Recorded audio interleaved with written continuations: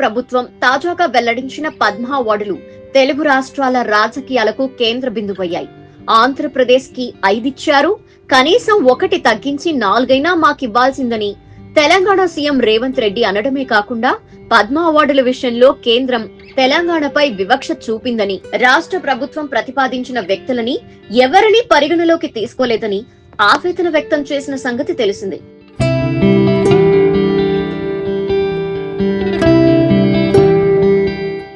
అయితే ఈ వివాదం అటు ఇటు తిరిగి దివంగత ప్రజాగాయకుడు గద్దర్ చుట్టూ చక్కర్లు కొడుతోంది.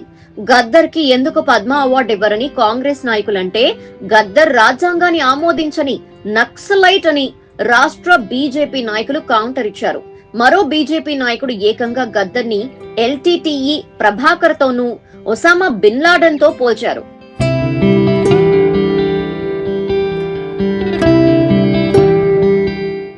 ఎంతో హుందాగా దేశ గౌరవాన్ని పెంపొందించే వ్యక్తుల్ని సత్కరించే పద్మ అవార్డులని ఇలా రోడ్డెక్కించడంపై మేధావులు ఆగ్రహం వ్యక్తం చేస్తున్నారు. పద్మ అవార్డుల ఎంపికకు అనేక ప్రమాణాల్ని కేంద్రం పాటిస్తుందని వారు తెలిపారు. వీటిని రాజకీయం చేయటం, ఆపై మాటకు మాటతో వివాదాస్పదం చేయకూడదని హితవు పలుకుతున్నారు.